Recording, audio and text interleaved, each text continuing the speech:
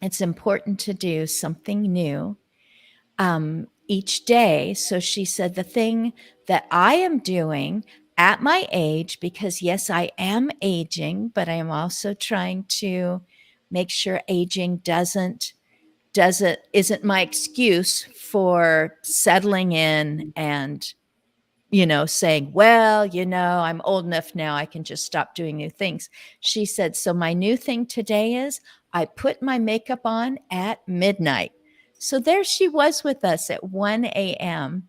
And and then there were people, a gal who was with her family member as a caregiver in Northern Ireland.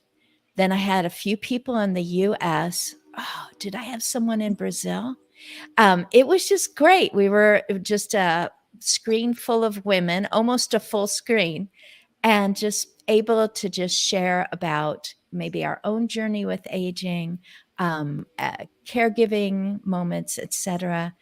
And I was just like, I'm always going to remember this, that gal put her makeup on at midnight, which has absolutely nothing to do with the reason why you three are here today. But I guess I'm being reminiscent. It might be the time of year. November is a very growing up. It was my grandmother's birthday, so there was always a birthday cake that had like autumn leaves on it, etc. But um, this month is also, I'm not going to say it correctly, but having to do with caregiving and hospice palliative care. Also has special week or day or the whole month. And I'm going, oh, my umbrella just covers all of that, including longevity and keeping independence, which people don't really think about in their 30s or 40s, maybe even into their 50s and 60s. It's like, what do you mean keeping my independence? You're either this age or you're kind of settled in. Uh, you're letting other people do things for you now. And it's like, not true. Not true. At least the people that I assisted were looking at what they could still do or what they were doing. I will always appreciate that one person who looked at me and said, I'm a businesswoman. I think I could help you with such and such. Boy, I wish they would allow people my age into think tanks. I have so much that is relevant to right now. And I was just cheering her inside of me because I thought she didn't say, I used to be a businesswoman. I still can do something. She was just working a problem and thinking things through. And it also made me sad because she said, I wish they would let people my age be part of thinking tanks or think tanks. And I was like, why do birthdays disqualify a person? So I actually do have some guests next week that are all going to talk about ageism. And that is the end of my speech. Steve Berger, you are so faithful. This is my cue to say, Davina, you came on first. So please tell everyone who's viewing, everyone who will be viewing in the future, and as well as Lori and Ravi, what you're about and why I'm so excited that you are one of my guests today. Thank you so much, Christine, for having me on today. So, my name is Davina McLean Randall, and I'm the owner of A Caring Voice for You. We are a phone companionship service for older adults, individuals with disabilities, and college students due to stress and loneliness. So, we provide support to them over the phone in the comfort of their own home. And we have a variety of services and supports to meet their needs. You didn't say crisis in any of that. So, It feels like pre-crisis. Like, why aren't we just doing all this all the time? And a lot of people do not have a fallback person, a good friend, a sibling that they feel they can turn to. Yeah, you're so right, Christine. So myself and a couple of other individuals realized the significance of individuals connecting with each other due to loneliness. I'm sure we all can identify how we felt just being separated from other individuals during the pandemic. And I really don't believe, and I can probably have some other people relate to me, that loneliness is still a growing epidemic. And it's not changing very much. I did a little bit of research since I don't know, I can always remember, and it's growing where I've seen some research say that older adults is the loneliest, and then more recently, younger adults, age 19 to or 15 to in their late 20s are the loneliest. And then most recently, I saw that men were the most loneliest, and it's all over the world. They said nearly 1 in 4 people are lonely. So my thought is, why not uh, be there to support people who are lonely, who are going through these trials and tribulations and things that they're struggling with because they are not connecting with others. They're going through many of the 3 different stages of loneliness to make a difference in the lives of those people. So with a caring voice for you, we support not only individuals who are going through loneliness, but caregivers as well, to provide reminder phone calls, compassion calls. We even support older adults with connecting with other older adults to collaborate and have conversations over the phone based on experiences and interests, so that they'll have someone to connect with on a regular basis. Question. Absolutely. So, do you keep track of the conversation? So, like if someone said their cat wasn't doing very well, on the next conversation, do you then ask about how is the cat doing or something like that? Or each conversation is individual? Each conversation is individual. So, for example, our friendship connections, that's an older adult connecting with another older adult. Really, they're having the conversation with each other due to loneliness. But with our compassion calls, they're communicating with myself or another individual who represent a caring voice for you. And then that's when we'll keep track of how they're doing, and their goals that they would like to create, and how we can support them best. Yes. That's awesome. Thank you. I have one other question for you, Davina. Is I work with a lot of startups in the aging technology space, Mhm. and so what is your business model like? Can you just share a little bit more? You said business model. Where our 4 pillars are. It stands for CARE. It's compassion, acceptance, respect, and excellence. So those are our pillars, and that's what we stand for. We really just want to make a difference in the lives of people who are struggling. There are so many people who honestly are committing suicide due to loneliness. They're struggling every day, and we want to make a difference, even if it's just having a conversation, being that listening ear, just being another person that can relate to what they're going through. That's really what our goal and our motto is, to just be that person and support them. My question regarding business model really is to make sure, how do you make sure that you're going to be around 5 years from now and 10 years from now? What sustains you from the practical work perspective? So we're just up and running. We've been established for about a year now, and we're taking it day by day. Our goal is to continue to be around. Our monthly leverage is very minimal.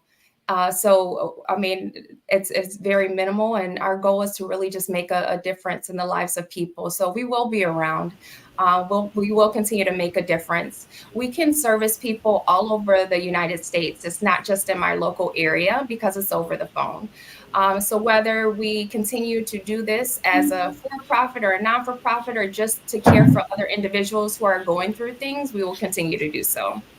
And our goal, it really isn't, I mean, we have the business to make a profit, but that's not our intentions, and that's not our goals. Our goal is to really, just build on the needs of people and make sure that they know that they are cared for and loved for, regardless if they have loved ones there, or if they just need someone from time to time to let them know that they're loved and they're cared for.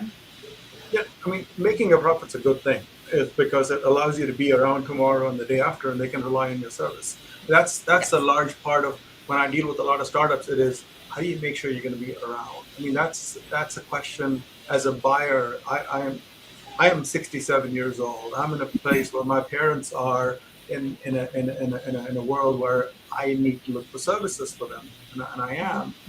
And a large fear of mine is I get them used to something, and these guys go out of business. Uh, Now what do I do? So, That's a good and point. this, right? And so that's the Yeah. reason why I asked the question. And even as a nonprofit, I sit on the boards of a couple of nonprofits, and some of the things that I keep asking them is, you can't think that just because your burn rate is low today that you're going to be around tomorrow. Is it a grant-based service? Do I sell a service and am I making profits? Am I a B Corp so that I can kind of be self-sustaining, but there is a value that people recognize from my service base. So that's the kind of approach that I try to keep forcing people to think about, because Mhm. if I'm going to use your service, I want you to be around in the next 5 years and 10 years. Then because I get dependent on you and my parents get dependent on you. Absolutely. I get your point, and I thank you and appreciate you for that. Wow. And I know from the little that I've watched Ravi on social media, and then even more recently, I got to catch him on Abby Ritchie's show Tech Tuesday, that he's like, I want this to to do well. I really want it to be robust and healthy as something that will continue. And I'm just starting. I mean, maybe it was a bad idea to sit next to my husband watching Shark Tank because I felt like they were taking bites out of people. But I also understand that when someone takes the time with me and gives me 30 minutes and goes, this is really going to make a difference if you head this direction. I know it isn't your heart, it's not the reason that you started, but if you really think it's important, if you think it'll make a difference in someone else,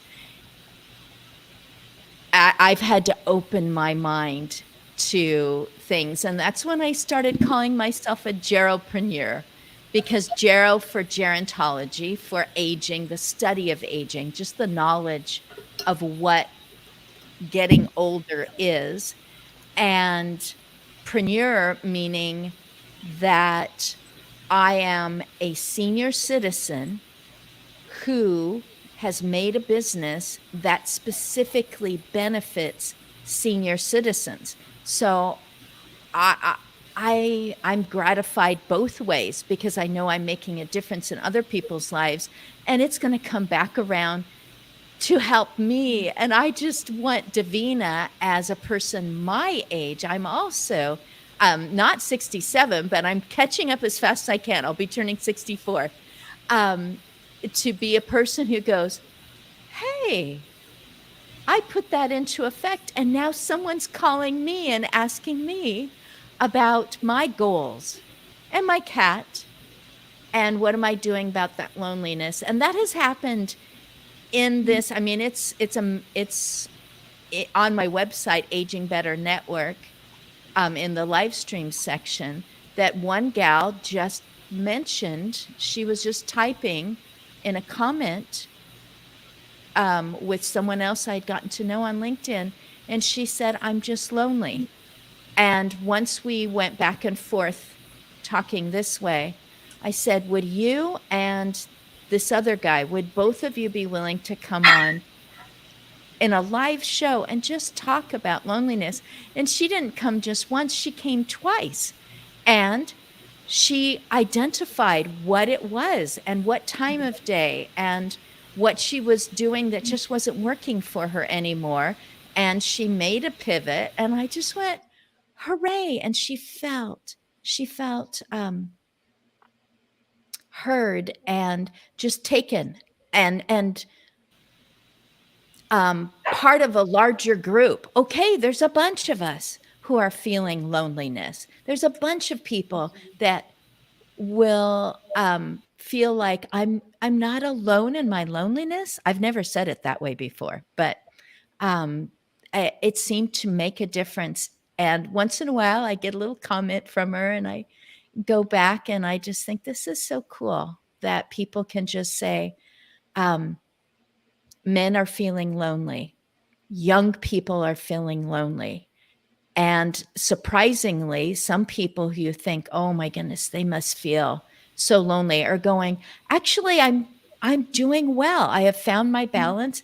And who can I help? And Davina, you give that possibility for someone to say, I would love to talk with other people in my age category and just care about them and have them know that it's real, that I really do understand what it's like to be our age or in our situation. So I just love it.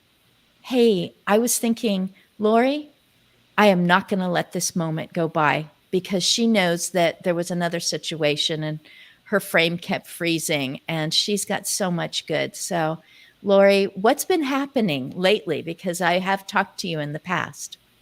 Well, thank you again for the second time, and I've restarted my modem, so hopefully everything works this time, which is really funny.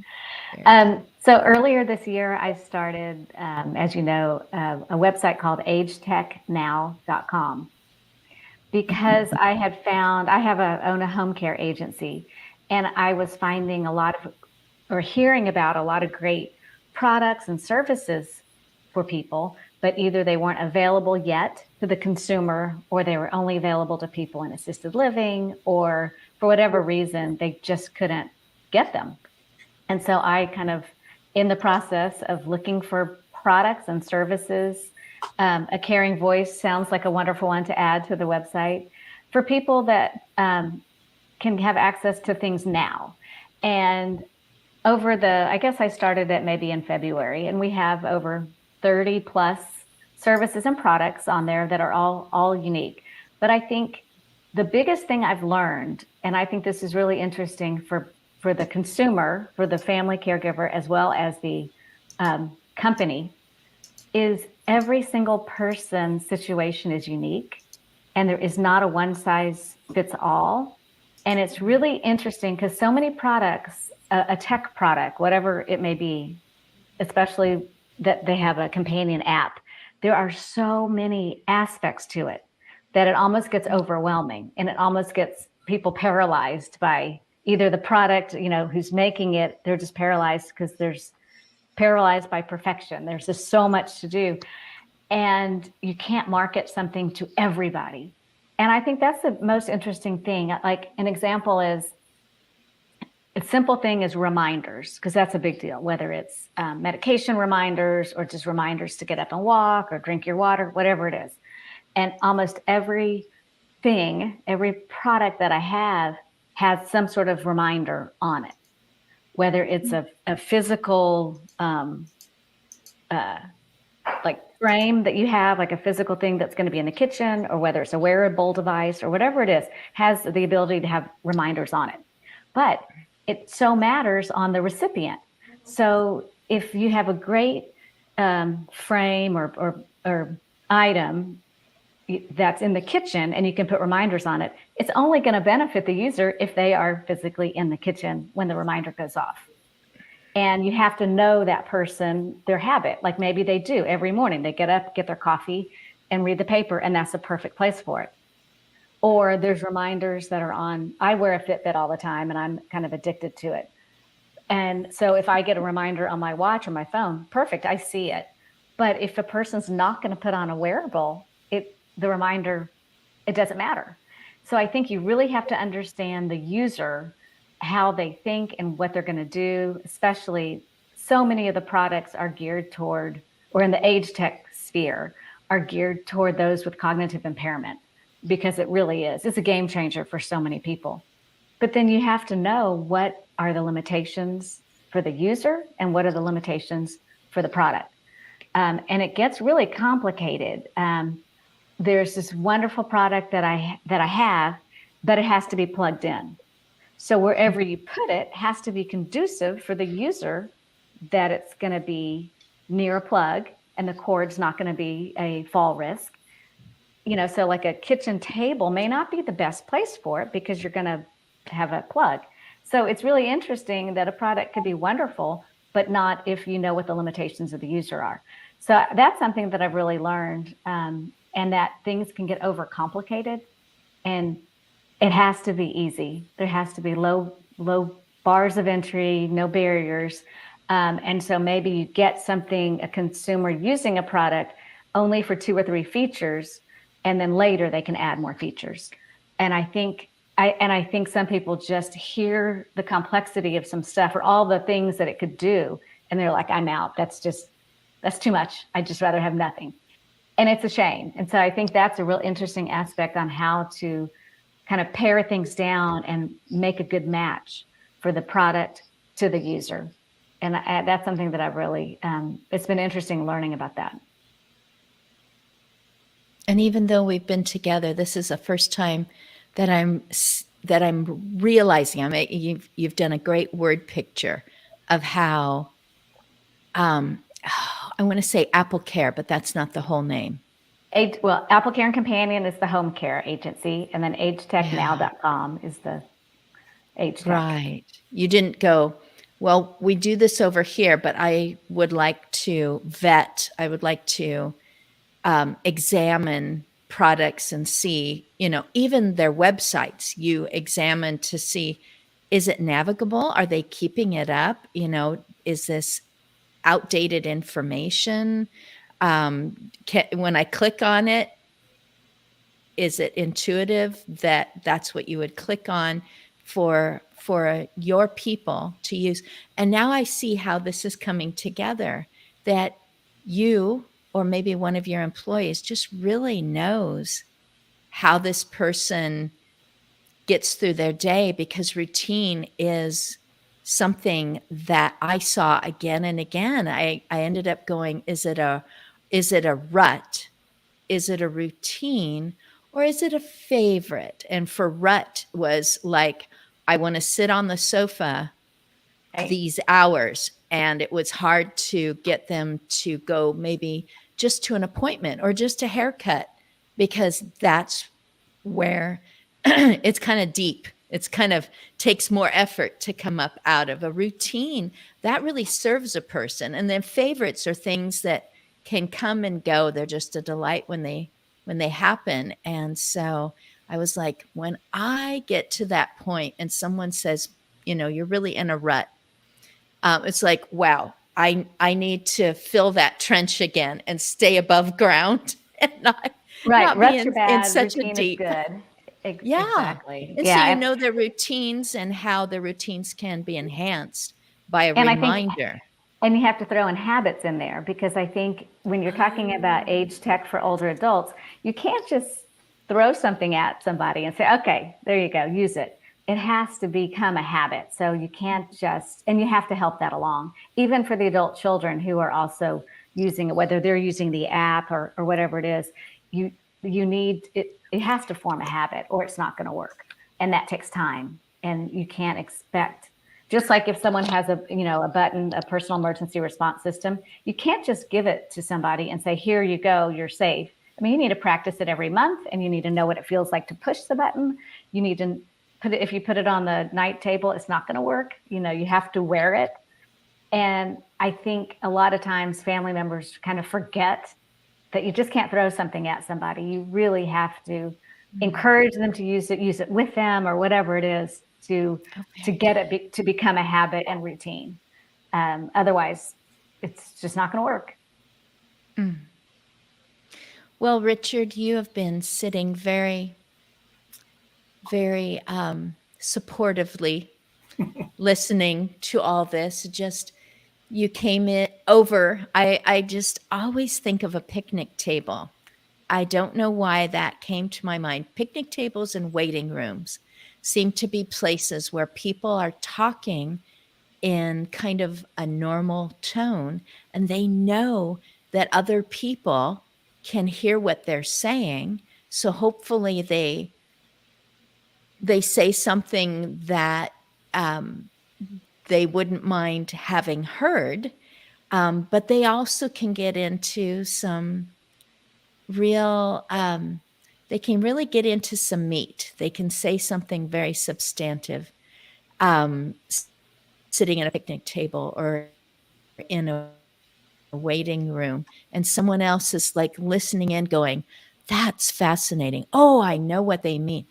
I wonder what they meant by that. And that's what I think of our audience is. We know that somebody's listening because I hear about it afterwards. I get comments afterwards. Someone who maybe was not able to get into the chat column, but they're like, oh, you know what? I tuned in at such and such a time when this happened.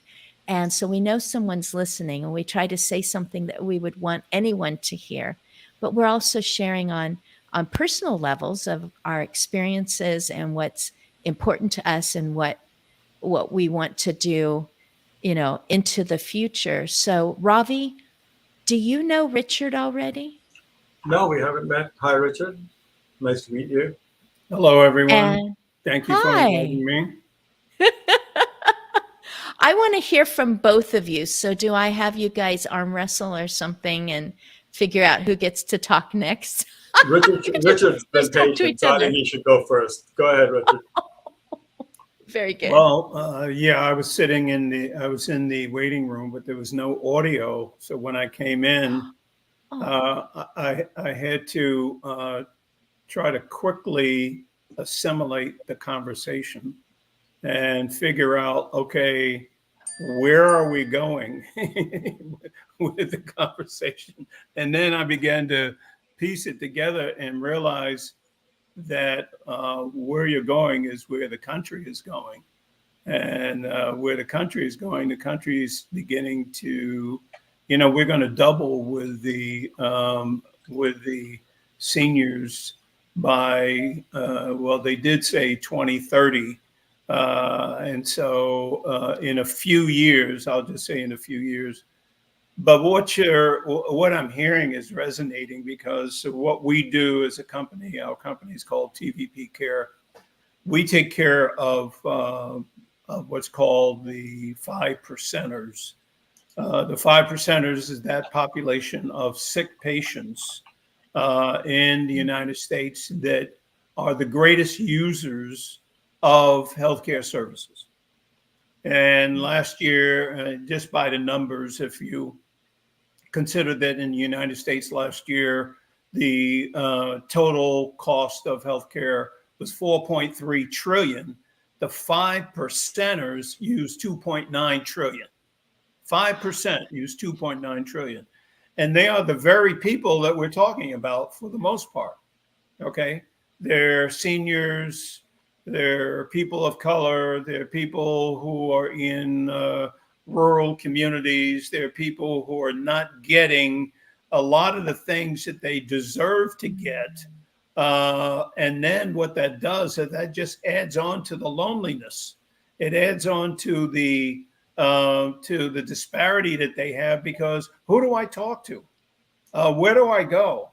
And when they finally do get somewhere, usually because it's urgent or emergent, it's a wham, bam, thank you, ma'am. Let's take care of your medical problem, and then we're done. Okay, go home. That's it. And that's tragic.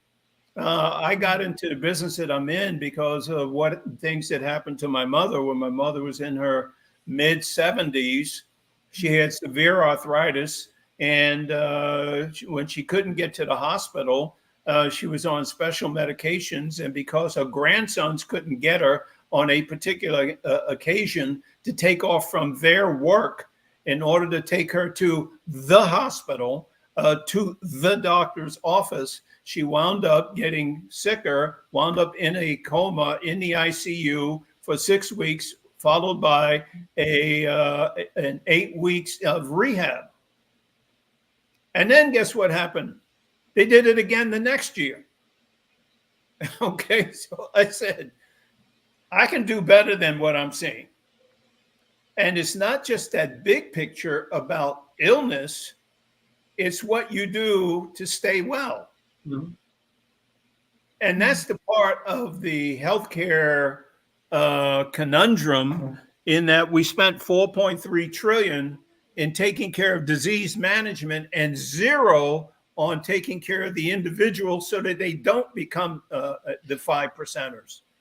And so all the things that I'm hearing that you are speaking of are those little, they're little in the sense of comparing them to the big picture if someone's ill, but those little things are the keys to remaining mentally viable, physically strong, physically significant, and wanting to do something with your life, such as what you've done. Too much is just cast aside and say, well, you're this age, you're that age. I'm 77. I start school tomorrow. Okay. And I'll be in school for a year. This is, I got my MBA when I was 69. I've gotten most of my degrees when I started college when I was 22 in a family of four. I started medical school when I was 27. So age is irrelevant. It really is. And what we do is we make age this big thing that really has no significance except for the number. And what we're seeing in our country is that what we've done is we've minimized the importance of the value and the experiences of the individual as they've gone through life on the planet, and said, okay, by the time you get to where you know all this stuff, go out in the pasture. Well, I ain't doing that. Okay. I know that's incorrect English, but I ain't doing that. Okay. And I'm glad to say that in this forum, hoping that other people will know you don't have to do it either. No. There's so much more resilience to who we are, what we can contribute. Go find something where they need your services and get involved. Don't sit there on the sideline and think that because you retired or you're going to retire that it's over. That's just the beginning. Now you could do it on your own terms. I'm sorry, I'm getting preachy now. Yeah, You came Rashida, on I this show enjoyed- the day before. Wow. I love it. I really enjoyed the fighting spirit, and I think it resonates with me a lot. I tell people, I think I don't know if you were there when I said I just turned 67 a month ago, and I tell people I have 3 of the large language models on my phone, and I refuse to cede ground in terms of knowledge of technology, utilization, and the ability to cause a lot of young entrepreneurs that I work with to sit back and say, I hadn't thought of that. Yeah, at the end of the day, it's, I think, Christine, something you said earlier in terms of being engaged and staying with it. One of the maxims I like to live by is ask this question: when was the last time you did something for the first time ever? Right. Yeah. So, Right. I'll just say it again. When was the last time you did something for the first time ever? Right. And it's a great thing to think about, whether it's going on a roller coaster ride, or whether it is going skydiving, or whether it is getting in front of a group of people that you have never addressed before, or being a poll worker. I mean, that really is the spice of life. Mm. And I think if we can kind of keep pushing that, I think we're all going to have great lives. And having whether it's young or old, to kind of ask that question of themselves and say, okay, let me think about that, and let me see what is it that I can answer can I answer the question differently next month than I did today? Yes, that takes a kind of humility, vulnerability, like a strong meekness to go, I pretty much have this subject covered, but I don't. I know I don't. I know something's going to come in from some angle that I didn't even guess, that I'm going to learn something new. I'm going to be fascinated by something else. I'm going to be fascinating. I'm choosing to be fascinating where I'm going next. Like, give a little of my personal life experience, or give time to listen to someone who just wants to say, "Oh, where was I? I was at the place that serves Hawaiian food. It's upstairs. It's in the city where we used to live." And this man was standing there, and he was, adjusting back and forth. And he started to just speak about this change that was coming up. He was trying to get a new job. He was having to study to take the next test to get a job. And then he wanted to talk about why he didn't want to stay where he was, and what had happened, and it just was unjust, and these things. And I'm just all there with him. And I guess I would say that something that I feel like is bad about me is good about me at the same time. I lose track of time. I've always been this way. I completely can focus in, and everything else goes away. And I just thought, I may never see Jeremy again, ever. But in that moment, I was there with this complete stranger who was waiting for his macaroni bowl. And I'm just like, I'm not too old yet. I'm not all just get out of my way. I'm just in here to take care of myself, and I'm using that voice on purpose, because I used to think, well, everybody who is old is this way, and they all do, and they all look, and they all can't. And then I was with them, and I felt like everyone's an individual to the last moment. Everyone's completely amazing. And I loved the situations that I was in as a hired caregiver in people's homes, under their roof, on their schedule. And I could make those adjustments because I knew there was a reward in it, that they would drop some of the formality, and that we would share things together that I was curious about, that enriched me, that they would expect things of me that I didn't know that I could do. and that because we were in it together, there was just energy and joy. I still think of those people. I think I'm going to go back to it. But right now, I want to get a master's degree and a doctorate, because I'm just like, going back to school sounds awesome. And I actually taught, and I loved teaching, classroom teacher, state certified. But I'm right now about that you're starting school tomorrow. Congratulations, Richard. I hope you have a cool backpack. So, Richard, we can't let go without learning about what you're going to school for.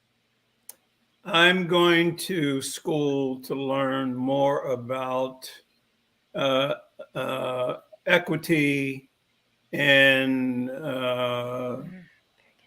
actually inequity, and what to do in a more sophisticated fashion about dismantling it. Inequity is a curse, but it's not a curse that has occurred without knowledge. It really is the curse of other people not caring.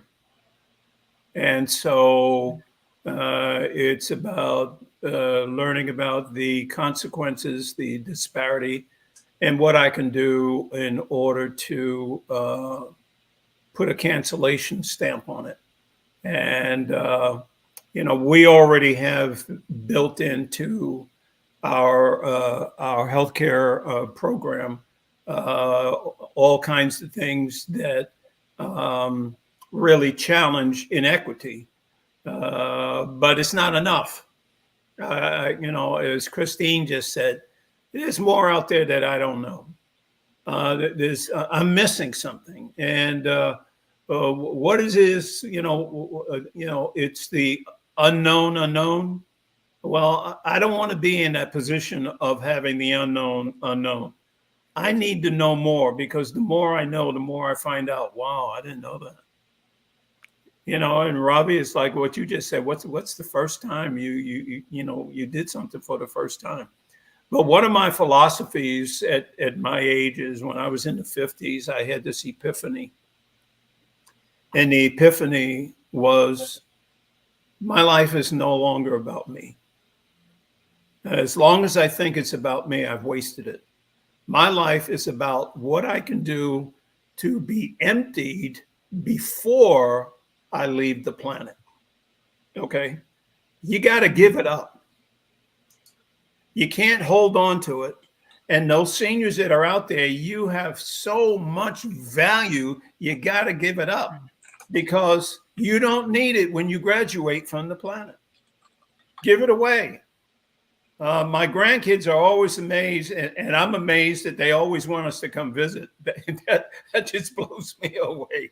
So when you're coming up, and one of the things that we do is that we meet in my granddaughter's bedroom.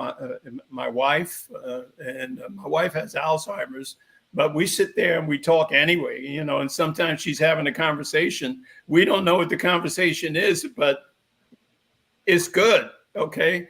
But we meet about 2:00 in the morning just by happenstance. It isn't programmed, just by happenstance, and we wound up in my granddaughter's bedroom, sitting on the floor, talking about anything, and they want to hear it, and that just blows me away. I said, "Okay, you know how old I am, and you want to hear?" The answer is yes. And not enough of us appreciate who we are in order to say, yes, I have something to offer. But I don't do it without them giving an invitation. But if they give you an invitation, take it. It's a great time. And we usually stay up 2 to 3 hours laughing and joking and having fun. I don't know where that was going. I just can I just share a quote that's hopefully just follows up on what Richard just said. This is from Hunter Thompson, where he says, "Life should not be a journey to the grave with the intention of arriving safely in a pretty well-preserved body, but rather to skid in broadside in a cloud of smoke, thoroughly used up, totally worn out, and loudly proclaiming, 'Wow, what a ride.'" Absolutely. Love it. Absolutely. I love it. We have one of our kids, one of our daughters lives a little bit south of us, and sent a message, "When are we going to Grandma's again?" And Grandma's just an hour north of where Scott and I are. And the whole intention was, I want to sit and hear the stories again. And both of them separately, my daughter, my mother, saying, "She's just so fascinating to talk with. Oh, the answers that she gives. Oh, the questions that she asks." And they're both saying it about each other. And I'm just right in between, just a big silly grin on my face, just going, And I'm watching this moment happen. Our daughter is 25. My mother is 92.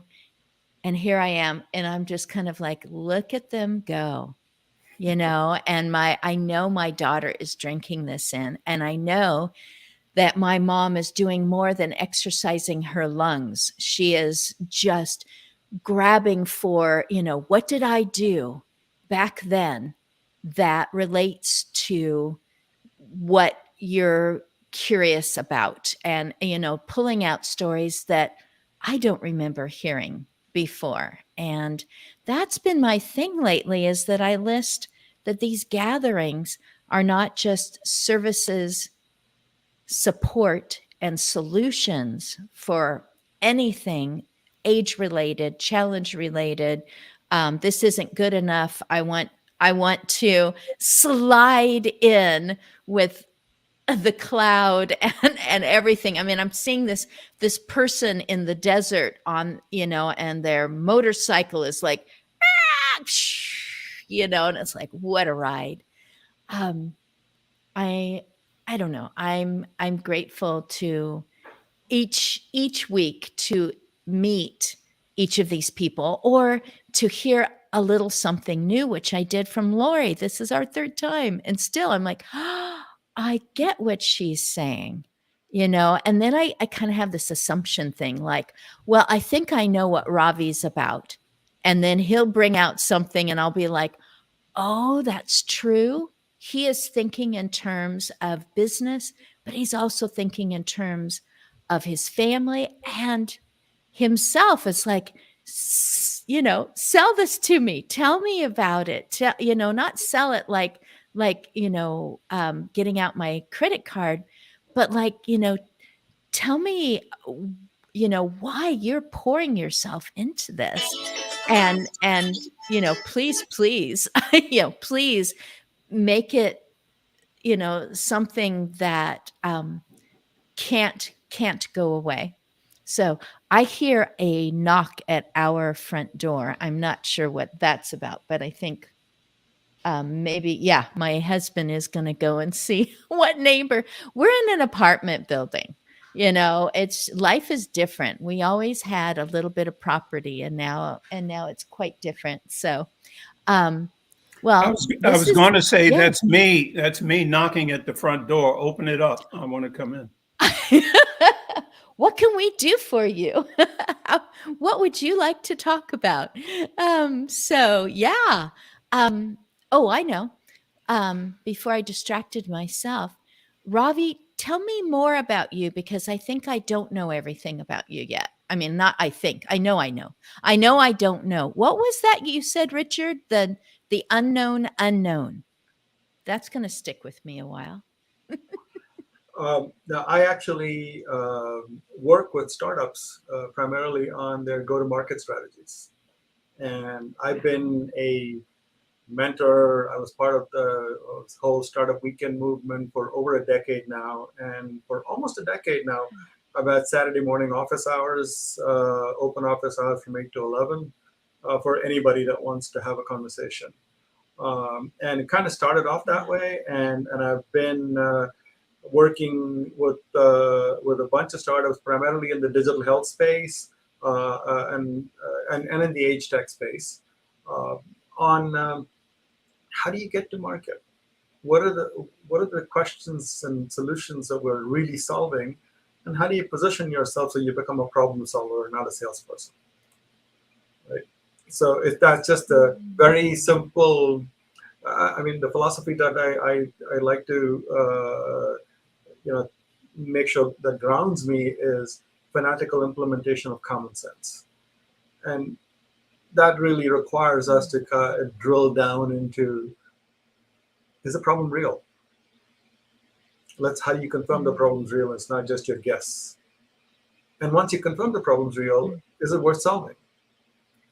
And it's a very, very methodical process of attacking how to go to market. How do you make sure that you convert from, like I said, being a salesperson to a problem solver? Well, what's your business hours that people can just come in and talk to you? On Saturday mornings, typically from 8:30 to 11:30, I'm open, so anybody can ping me on LinkedIn, and we can do Zoom sessions. And we've done this, God, for a long, long time. Maybe over a decade. But I just need 24 hours so that I can. I don't sit there in front of the tube all the time, but if somebody lets me know Sure. I'm there, yeah. So And it sometime actually during started that week because before. it actually started because I always wake up early, and my kids and my wife didn't want me to bother them, so this is my go away, and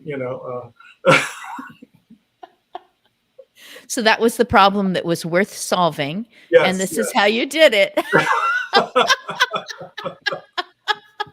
Brilliant.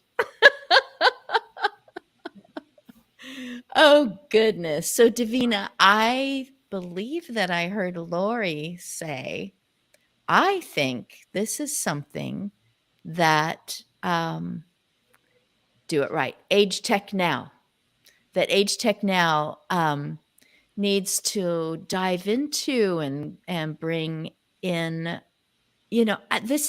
I've heard a lot of people say, I want to become a resource hub. And I thought it was like the only one. I didn't know how to find resource hubs of information, and we have a support group for that. We have a free thing. We have one that you pay for. It's like I didn't know that they existed. I thought everybody just threw their stuff into the air and hoped that it landed in a good spot. I didn't know anything about this. And now I'm like, look at all these people that are, just like our brain. There's different hubs of all these good little neuron kind of things. And so it isn't just weighing on the shoulders of two or three large, growing out of control situations. It's like people are narrowing in on this. This is what I'm looking for in your home. You can use it. It can be scaled down. It's not going to make you go, I hate feeling dumb, so I'm not even going to start, kind of a thing. So, Davina, do you and Lori want to have like a little discussion, right in front of us? Actually, what I need to say as I'm looking at the time is, Davina, you get to start and let everyone know. And remember, this is future people, because people are actually looking now at what I first started recording a year and a quarter ago. So for everyone, since you are going to continue on and on past 5 years, how do you want people to find you? You can find me at caringvoiceforyou.com, or you can give us a call at 833-829-1088, so we can provide support to you and your loved ones. Fantastic. I wonder how evergreen things are going to be in the future, because my grandmother's phone number was really short and it started with alphabet letters. I do remember it well. So I've been alive long enough that I can remember that it started with a TH. I wonder how evergreen these things are going to be. That we're saying, come here. I think I'm going to stick with Aging Better Network. I think that I am, but I need to make sure that when I morph, because, everybody does it this way now, that I am still completely findable. So, Lori, what about you? What do you want people to remember about finding the solution to problems, or stories that they that they want to go back and see if they have any commonalities with? How would you like to be remembered? Well, I can tell you how people can find me. However that people want to remember me, I don't really care. So that's up to them. But they can find me either on LinkedIn, Laurie Miller. I'm just straight there. Or the website agetechnow.com has a contact us form on there, and I get that directly. Or applecareandcompanion.com. So I'm on Facebook on both of those, Instagram as well, pretty much all over. So a lot of times it'll be Laurie F. Miller, but people can find me any of those places, and the contact us just go straight to me. So is F your former maiden name or your middle name? Maiden name. Maiden name. Gotcha. Great. Richard, do you even have time for people to contact you? I think I know that you are probably going to do fantastic at school, but that's a new endeavor. Do you still want people to get a hold of you? Do you have a person for that? It's kind of interesting. Let's see. The answer to your question immediately is yes. Good. That's part of my mantra about emptying out. I tell anyone, I see people in the store. I've written several books. When I'm talking to young people, I try to encourage them, where are you going? Is this it? And I was on a plane the other day coming from a conference. I was talking to this young woman and a mother, and she says, well, I don't know what I want to do. I said, well, how did you get on this plane?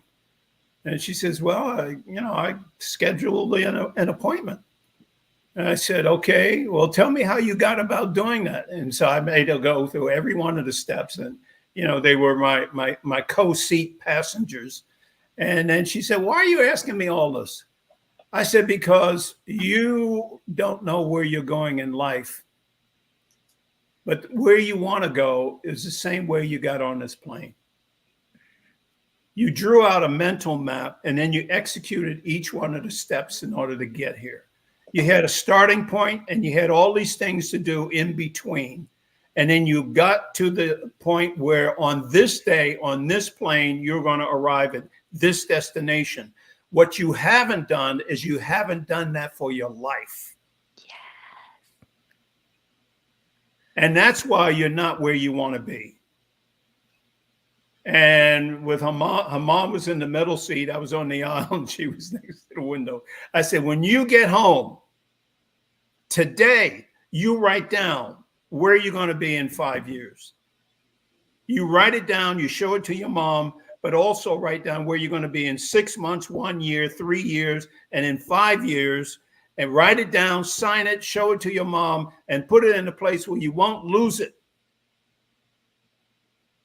And then I'm going to call you and find out. Of course, I didn't know her name or where she was going, but what did she know? But she probably oh, this guy's going to. I'm sure she was saying, well, who is this guy? Well, I mean, listen, if I can't contribute to you, what's the point? And I have a lot of people saying, well, you don't even know me. Does it matter? Does it matter that I don't know you?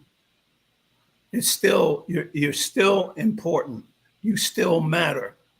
Everything about your life is important to me, and I don't have to know you.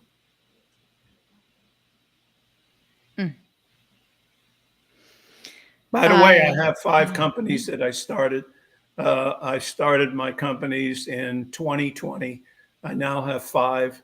Ravi, it'd be nice to talk to you and get some of your wisdom, but I'm unstoppable. Sorry. Great. Irrepressible.